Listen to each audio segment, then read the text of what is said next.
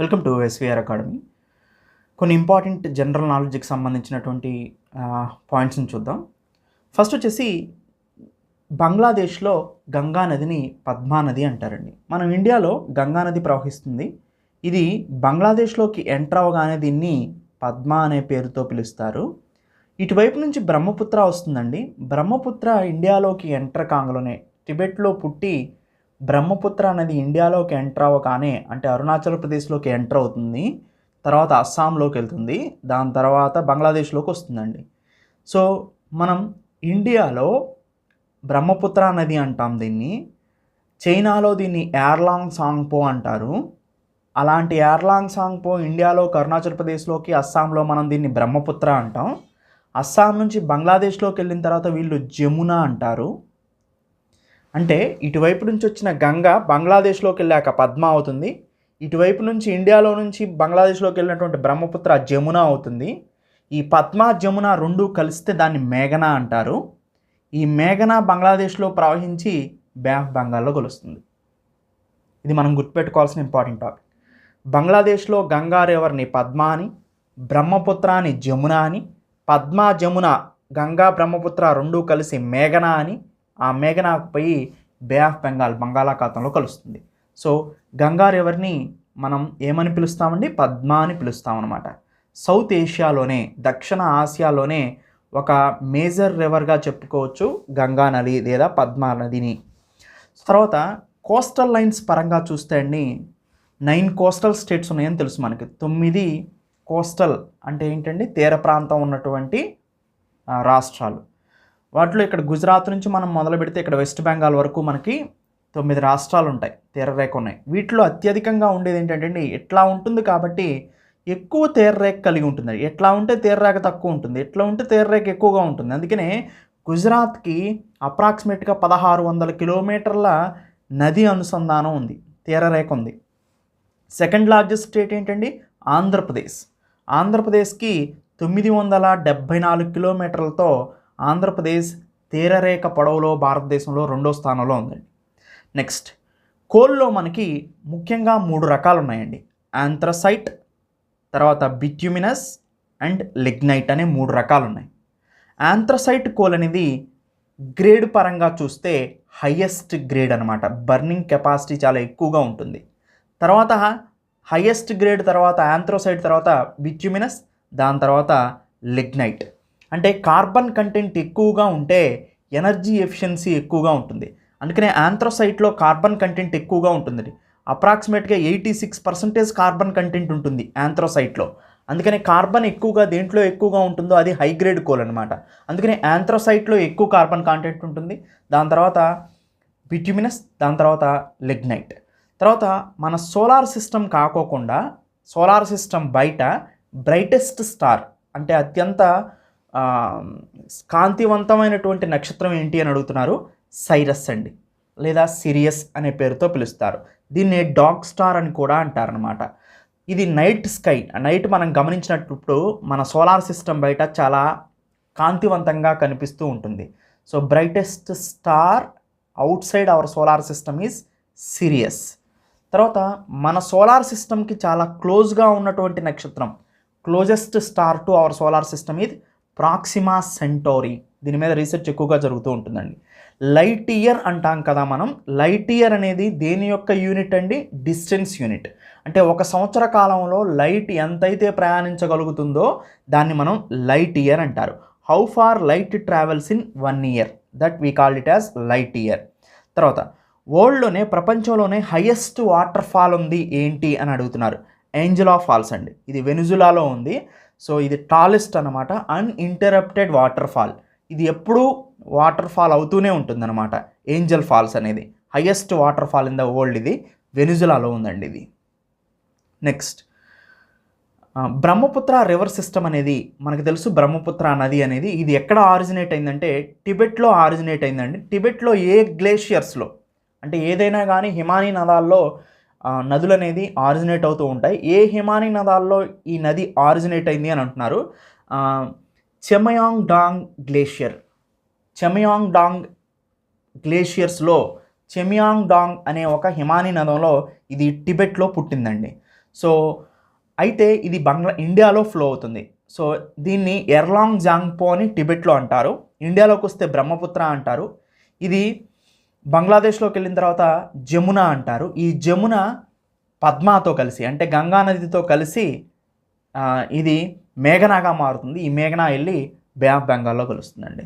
So Brahmaputra రివర్ని బంగ్లాదేశ్లో ఏమంటారండి? జమున అంటారు. సో ఇప్పుడు ఆల్రెడీ నేను మాట్లాడాను. తర్వాత ప్రతి సంవత్సరం కూడా వరల్డ్ ఎన్వైరన్మెంట్ డే, ప్రపంచ పర్యావరణ దినోత్సవాన్ని జూన్ 5న జరుపుకుంటారండి. ఎందుకంటే ఎన్వైరన్మెంట్ మీద అవేర్నెస్ని తీసుకురావడం కోసం. ముఖ్యంగా గాలి కాలుష్యం ఎక్కువగా జరుగుతుంది, దానివల్ల గ్లోబల్ వార్మింగ్ జరుగుతుంది. వీటన్నిటి మీద అవేర్నెస్ని తీసుకురావడం కోసం ఎవ్రీ ఇయర్ కూడా మనం 5th జూన్ని సో వరల్డ్ ఎన్వైరన్మెంట్ డేగా జరుపుకోవడం జరుగుతుంది అనమాట. ఎందుకు 5th జూన్నే ఎంచుకున్నామంటే స్టాక్ హోమ్ కాన్ఫరెన్స్ అనేది 1972లో జరిగిందండి. 1972 జూన్ 5న. అప్పుడు మనకి ఇంపార్టెంట్ ఎన్వైరన్మెంటల్ ఇన్స్టిట్యూషన్ ఒకటి ఫామ్ అయింది.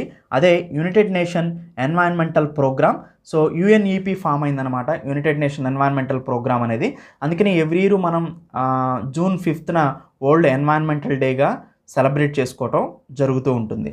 సో నెక్స్ట్ చూడండి, only country where both equator and tropic of Capricorn passes, Brazil నుంచి మనకి 0 డిగ్రీ భూమధ్య రేఖ అండ్ ట్రాపిక్ ఆఫ్ క్యాన్సర్ అంటే 23.5 డిగ్రీల ఉత్తర అక్షాంశం అండి, కర్కట రేఖ ఇది. తర్వాత ట్రాపిక్ ఆఫ్ కాప్రికార్న్ అంటే 23.5 డిగ్రీ సౌత్ మకర రేఖ. So 0 degree and 23.5 degree south, that is tropic of Capricorn అంటే మకర రేఖ అండ్ భూమధ్య రేఖ. ఈ రెండు పాస్ అయ్యేది ఏంటండి? సో ఏ కాంటినెంట్ మనకి? South America. ముఖ్యంగా ఏ కంట్రీ? బ్రెజిల్. ఓకేనండి. తర్వాత ఆఫ్రికా నుంచి equator, tropic of cancer, tropic of Capricorn 3 flow అవుతాయి, అవి మనం గమనించాలి. తర్వాత పెనున్సులర్ రివర్ అంటే ఇది పెనున్సులర్ పార్ట్ అండి.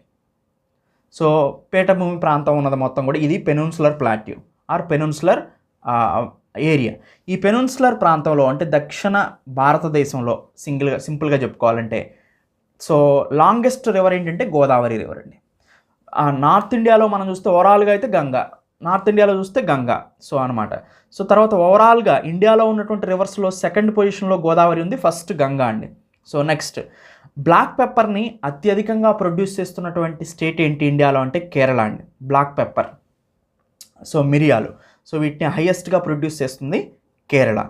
తర్వాత prime meridian passes through Greenwich. Prime meridian అంటే మనందరికీ తెలుసు కదండి. So 0 degree longitude. So 0 degree longitude అనేది ఎక్కడి నుంచి పోతుంది? గ్రీన్విచ్ మెరిడియన్, లండన్ యూకే నుంచి పోతుంది. So Greenwich. తర్వాత వివేకానంద రాక్ మెమోరియల్ ఉందండి కన్యాకుమారిలో. సో వివేకానంద స్మృతి మందిరంగా దీన్ని కట్టడం జరిగింది. సో ఇండియన్ ఓషన్ అనేది బే ఆఫ్ బెంగాల్ని అరేబియా సీని మీట్ అయ్యే దగ్గర వివేకానంద స్మృతి మందిరాన్ని, వివేకానంద రాక్ మెమోరియల్ని కట్టించడం జరిగిందనమాట. తర్వాత కంచన్జంగా అనేది సిక్కింలో ఉన్నటువంటి ఇంపార్టెంట్ మౌంటైన్ రేంజ్ అండి. So highest mountain in the వరల్డ్గా చెప్పుకోవచ్చు. అంటే హైయెస్ట్ అంటే one of the highest, third highest mountain ఏంటంటే కంచన్జంగా అండి. ఈ కంచన్జంగా అనేది సిక్కింలో ఉంది. సో ఇది నేపాల్తో బార్డర్ కలిగి ఉంటుందండి, ఇండియాతో నేపాల్తో బార్డర్ కలిగి ఉంటుంది. తర్వాత మార్బుల్స్, మనం ఇంట్లో యూస్ చేస్తాం కదా మార్బుల్స్ అనేవి, ఇది లైమ్ స్టోన్ మెటమార్ఫిజం జరగటం వల్ల ఏర్పడుతుందండి. మనకి ఇగ్నియస్గా మొట్టమొదటిసారిగా రాక్ ఫామ్ అవుతుంది, దాని తర్వాత సెడిమెంటరీగా మారుతుంది, దాని తర్వాత అది మెటమార్ఫిక్గా మారుతుందండి. సో అంటే సెడిమెంటరీ అంటే ఇసుక రేణువులు ఒక దగ్గర నుంచి ఇంకొక దగ్గరికి వెళ్ళటం వల్ల ఇలా ఫామ్ అవుతుంది అనమాట. మొట్టమొదటిసారిగా రాకు లావా వల్ల, మ్యాగ్మా వల్ల ఫామ్ అవుతుంది. అది సెడిమెంటరేషన్ జరిగి సెడిమెంటరీ రాక్గా ఫామ్ అవుతుంది.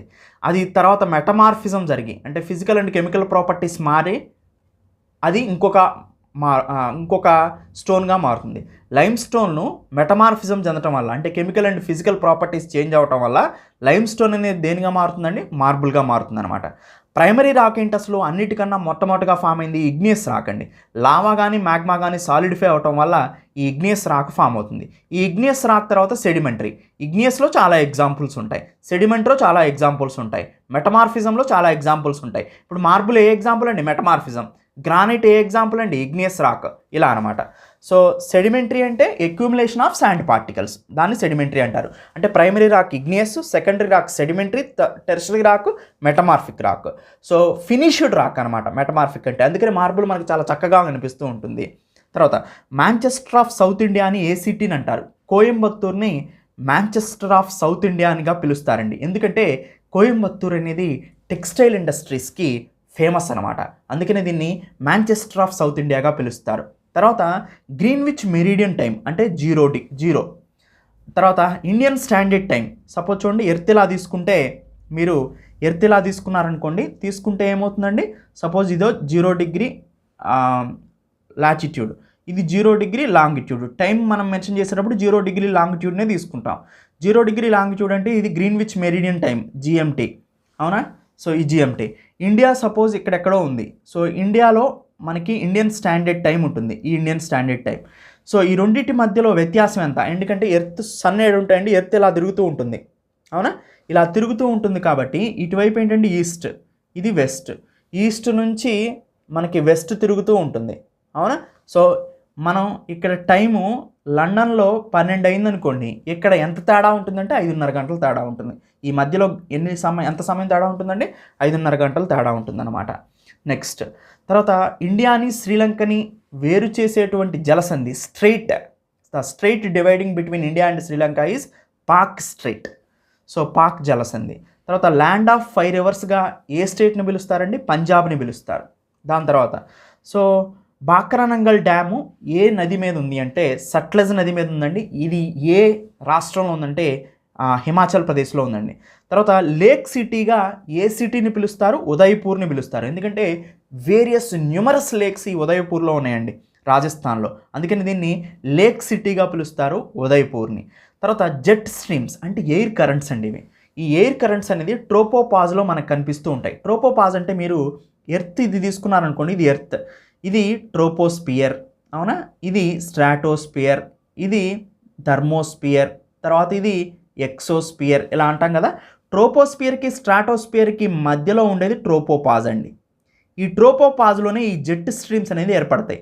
హై విండ్ కరెంట్స్గా చెప్తారండి వీటిని. So high moving air currents అనమాట.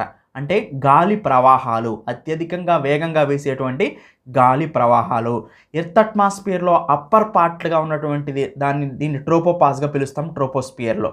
తర్వాత eastern Ghats and western Ghats మనందరికీ తెలుసండి. సో ఇండియా మీరు ఇలా తీసుకుంటే ఇవేమో ఈస్టర్న్ ఘాట్స్, ఇది డిస్కంటిన్యూడ్ మౌంటైన్ చైన్ లింక్, ఇది western Ghats continuous mountain chain link. Eastern Ghats కన్నా కూడా వెస్టర్న్ ఘాట్స్ అనేవి మనం చూస్తే కంటిన్యూస్గా ఉంటాయండి, మౌంటైన్స్ అనేవి, హిల్స్ అనేవి. ఈస్టర్న్ ఘాట్స్ ఏమో చాలా డివైడ్ అయిపోయి ఉంటాయన్నమాట. అయితే వెస్టర్న్ ఘాట్స్లో బయోడైవర్సిటీ ఎక్కువగా ఉంటుంది కంపేర్ టు ఈస్టర్న్ ఘాట్స్. అంటే తూర్పు కనుమల కన్నా పశ్చిమ కనుమలు ఎక్కువగా బయోడైవర్సిటీ హాట్స్పాట్గా వస్తాయి. ఈ రెండు కలిసేటువంటి కన్ఫ్లుయెన్స్ పాయింట్ ఏదైతే ఉందో, అంటే ఏ హిల్స్ దగ్గర ఈ రెండు మెర్జ్ అవుతాయి అంటే నీలగిరి హిల్స్ అండి, నీలగిరి హిల్స్. సో వెస్టర్న్ ఘాట్స్లో ఉన్నటువంటి ఈస్టర్న్ వెస్టర్న్ ఘాట్స్ని మీట్ అయ్యే సదర్న్ మోస్ట్ ఇండియన్ పాయింట్ ఏంటంటే నీలగిరి హిల్స్. ఈ నీలగిరి హిల్స్ కూడా పార్సల్ ఆఫ్ ది వెస్టర్న్ ఘాట్స్గా పిలుస్తారు, వెస్టర్న్ ఘాట్స్ ఎక్స్టెన్షన్గా పిలుస్తారు అనమాట. తర్వాత టెర్రేస్ కల్టివేషన్ అంటే ఏంటంటే అండి, సో హిల్స్ మీద చేసేటువంటి వ్యవసాయాన్ని మనం టెర్రేస్ కల్టివేషన్ అంటారు. ఉత్తరాఖండ్ లాంటి హిల్స్ ఉన్నటువంటి కొండ ప్రాంతాల్లో చేసేటువంటి మనం వ్యవసాయాన్ని టెర్రేస్ కల్టివేషన్గా పిలుస్తారండి. తర్వాత విస్తీర్ణ పరంగా మన కంట్రీ 7th లార్జెస్ట్ కంట్రీ అండి, ఏరియా పరంగా చూస్తే. మొత్తం అన్ని కంట్రీస్తో చూస్తే ఏరియా పరంగా మనం 7th పొజిషన్లో ఉన్నాం. అండ్ ఇక్కడ మనకు తెలుసు అండి, ఇండియా ఇది అండమాన్ అండ్ నికోబార్ ఐలాండ్స్. ఇవి అండమాన్ని నికోబార్ ఐలాండ్స్ని వేరు చేసేటువంటి జలసంధి పేరు సో మనకి 10 డిగ్రీ ఛానల్ అండి, 10 డిగ్రీ ఛానల్. 11 డిగ్రీ ఛానల్ కూడా ఉంది. ఇది లక్షద్వీప్ ఐలాండ్ని మిన్కాయ్ ఐలాండ్ని వేరు చేస్తూ ఉంటుందండి 11 డిగ్రీ ఛానల్ అనేది. 10 డిగ్రీ ఛానల్ అనేది అండమాన్ అండ్ నికోబార్, ఇవి గ్రూప్ ఆఫ్ ఐలాండ్స్ అండి.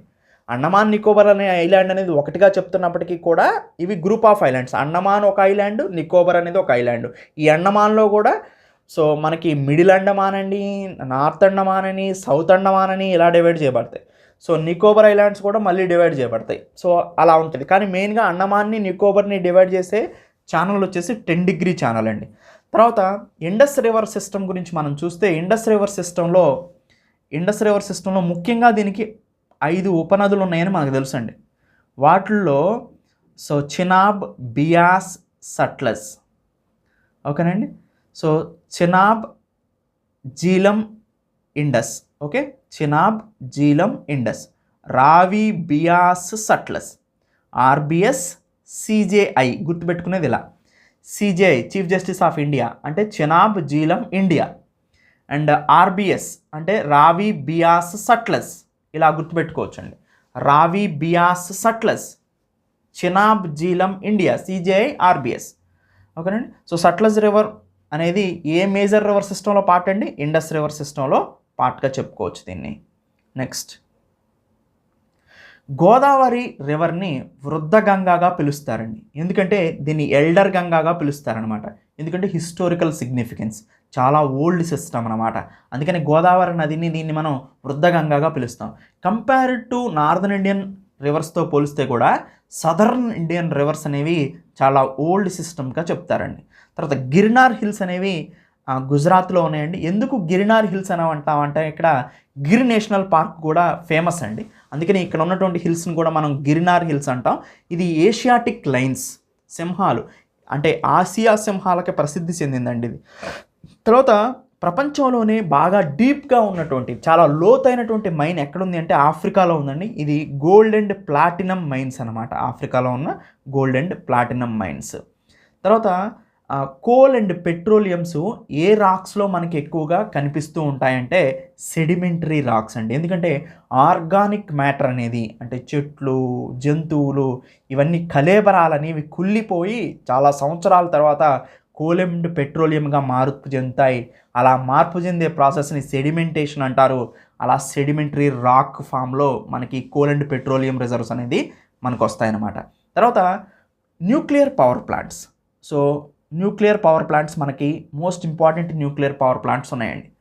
అత్యధికంగా ఎక్కువగా మనకి న్యూక్లియర్ పవర్ని అందిస్తున్నటువంటి ప్రజెంట్ రష్యా సహకారంతో ఏర్పాటు చేసుకున్నటువంటి nuclear power plant Kudankulam nuclear power plant అండి. అప్రాక్సిమేట్గా 2000 మెగావాట్స్ ఇక్కడ న్యూక్లియర్ అంటే అణు విద్యుత్తును ఉత్పత్తి చేస్తున్నాం, 2000 మెగావాట్లు.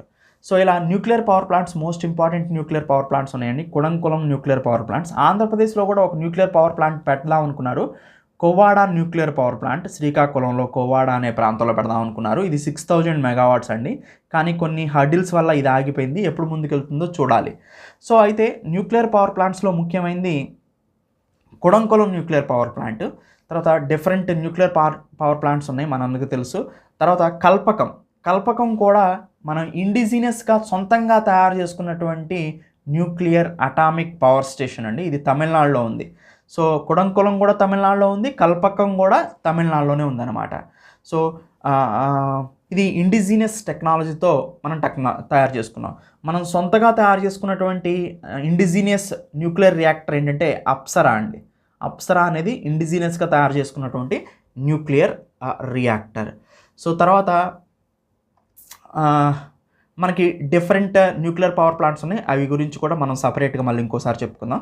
తర్వాత మధ్యప్రదేశ్లో ఎక్కువగా నేషనల్ పార్క్స్ ఉన్నాయండి. అప్రాక్సిమేట్గా 11 నేషనల్ పార్క్స్ మధ్యప్రదేశ్లో ఉన్నాయి, గమనించవచ్చు. దాని తర్వాత అండమాన్ అండ్ నికోబార్ సెకండ్ ప్లేస్లో ఉందండి 9 నేషనల్ పార్క్స్తో. తర్వాత వింధ్యా సాత్పురా పర్వతాల గుండా ప్రవహించే నది నర్మదా నది అండి. తర్వాత ఆరావళి రేంజ్లో హైయెస్ట్ పీక్ ఎత్తైనటువంటి శిఖరం ఏంటంటే గురు శిఖర్, ఇది రాజస్థాన్లో ఉందండి. తర్వాత ఇండియాలో ఆయిల్ రిఫైనరీస్ ఉన్నాయండి. అంటే పెట్రోలియంని శుద్ధి చేసేటువంటి కర్మాగారాలు. పెట్రోలియంని శుద్ధి చేస్తే మనకి పెట్రోలియంని శుద్ధి చేసామనుకోండి, అది petrol and diesel and other by products, kerosene లాంటివి, గ్రీజ్ లాంటివి, అలాంటివన్నీ వస్తాయి. ఇలాంటి ఓల్డెస్ట్ ఆయిల్ రిఫైనరీ ఏంటంటే దిగ్బోయ్ అండి. ఇది ఎక్కడుంది? అస్సాంలో ఉంది. దీన్ని 1901లో ఎస్టాబ్లిష్ చేయడం జరిగింది. తర్వాత భారతదేశంలో మనం నదుల ద్వారా లేదా అనేకమైనటువంటి మనం క్రియేట్ చేసుకున్నటువంటి ఇరిగేషన్ ల్యాండ్ ఎంత ఉందంటే 35% ఉందండి. మిగతా 65% కూడా వర్షాధారితమైనటువంటి ప్రాంతం, దాన్ని మాన్సూన్ రెయిన్స్ మీద ఆధారపడి ఉంటుందన్నమాట. తర్వాత ఎక్కువగా వెదర్ ఫినోమినా ఎక్కడ ఉంటుంది మనకి, ఎక్కువగా వెదర్ ఫినోమినాస్ యాక్టివిటీ ఎక్కడ ఉందంటే భూమికి దగ్గరగా ఉన్నటువంటి ట్రోపోస్పియర్లోనే ఎక్కువగా గాలులు కానీ ఎక్కువగా వాయువులు కానీ ఉంటూ ఉంటాయి. దీన్ని ట్రోపోస్పియర్ అంటారు. దాని తర్వాత స్ట్రాటోస్పియర్ అండి, విమానాలు తిరుగుతూ ఉంటాయి. తర్వాత దీంట్లోనే ఓజోన్ లేయర్ కూడా ఉంటుంది. తర్వాత మీసోస్పియర్, తర్వాత థర్మోస్పియర్, దాని తర్వాత ఎక్సోస్పియర్, ఇలా ఉంటాయండి ఆవరణాలు. నెక్స్ట్ నైట్ యాక్చువల్గా మనకేంటండి హీట్ మనం చూస్తే సన్ నుంచి మనకి హీట్ వస్తుందండి. సో అయితే సాయంత్రం పూట ఈ సన్ నుంచి వచ్చినటువంటి హీట్ని, సన్ లేకపోయినా కానీ సాయంత్రం మనకు బాగా వేడిగా ఉంటుంది. దానికి గల కారణం ఏంటంటే ఈ సన్ నుంచి వచ్చిన హీట్ని ఎర్త్ క్యాప్చర్ చేసింది కదా, ఎర్త్ కూడా ఏం చేస్తుందంటే మళ్ళీ ఆ హీట్ని కోల్పోతుంది, అంటే వెనక్కి రిఫ్లెక్ట్ చేస్తుంది అనమాట. దీన్ని ఎర్త్ రేడియేషన్ అంటారండి. తర్వాత సౌత్ ఇండియాలో కేరళలో ఉన్నటువంటి హైయెస్ట్ పీక్, ఎత్తైన శిఖరం ఏంటంటే అనైముడి. సో ఇది అప్రాక్సిమేట్గా 2695 మీటర్ల ఎత్తుని కలిగి ఉంటుందండి. హైయెస్ట్ పీక్ ఇది సౌత్ ఇండియాలో అనైముడి. తర్వాత లార్జెస్ట్ క్యాచ్మెంట్ ఏరియా ఉన్న, అంటే ఎక్కువ క్యాచ్మెంట్ ఏరియా, తన నదీ ప్రవాహంతో ఎక్కువగా పంటలు పండిస్తున్నటువంటి నది వచ్చేసి గోదావరి అండి. లార్జెస్ట్ మ్యాన్మేడ్ లేక్, అంటే మనుషులు సృష్టించినటువంటి అతిపెద్ద సరస్సు ఏంటంటే గోవింద్ బల్లభ్ పంత్ సాగర్. సో ఇది రిహాండ్ డ్యామ్ మీద ఉత్తరాఖండ్లో కన్స్ట్రక్షన్ చేయడం జరిగిందండి, గోవింద్ బల్లభ్ పంత్ సాగర్ అనే హైయెస్ట్ మ్యాన్మేడ్ లేక్ని. తర్వాత ఎలినినో అంటే మనందరికీ తెలుసండి, ఇది వెదర్ ప్యాటర్న్ చేంజ్ చేసి అకాల వర్షాలకి సో కారణమవుతూ ఉంటుందన్నమాట. ఎలినినో సిచ్యువేషన్ అనేది లనినోకి ఆపోజిట్గా చెప్తారు ఇది. సో లో pressure system, high pressure systems change అవుతూ ఉంటాయన్నమాట. సో ఇది ఏ కరెంట్ని రీప్లేస్ చేస్తుంది అంటున్నారు, కోల్డ్ హంబల్ట్ కరెంట్ని రీప్లేస్ చేస్తూ ఉంటుంది. తర్వాత మాన్సూన్ అనేది, అంటే మనకి వర్షాకాలం అనేది మనం చూస్తూ ఉంటాం, సెప్టెంబర్ వరకు కూడా మనకి వర్షాకాలం కల్పిస్తూ ఉంటుంది. దాని తర్వాత మేఘాలు ఏం చేస్తాయంటే అండి ఇలా ముందుకెళ్తాయి కదా, అక్టోబర్ అండ్ నవంబర్లో మళ్ళీ తిరిగి వెనక్కి వస్తాయండి. దీన్ని రిట్రీవింగ్ ఆఫ్ మాన్సూన్ అంటారు. మనం వెళ్ళేటప్పుడు దీన్ని ఏమంటామంటే సౌత్ వెస్ట్ మాన్సూన్, అంటే వచ్చేటప్పుడు దీన్ని నార్త్ ఈస్ట్ మాన్సూన్ అంటారండి. రిట్రీవింగ్ ఆఫ్ మాన్సూన్ అక్టోబర్ నుంచి నవంబర్ జరిగేది నార్త్ ఈస్ట్ మాన్సూన్ అండి. సౌత్ వెస్ట్ మాన్సూన్ ముందుకు వెళ్ళేదాన్ని సౌత్ వెస్ట్ అని, సో అంటే నైరుతి ఋతుపవనాలని, వెనక్కి వచ్చేటప్పుడు రిట్రీటింగ్ మాన్సూన్ని నార్త్ ఈస్ట్ మాన్సూన్ అని చెప్తామన్నమాట. సో ఇలా డిఫరెంట్ టాపిక్స్ని మనం డిస్కస్ చేస్తాం. నెక్స్ట్ మాడ్యూల్లో మళ్ళీ కలుద్దాం. Thank you, have a nice day.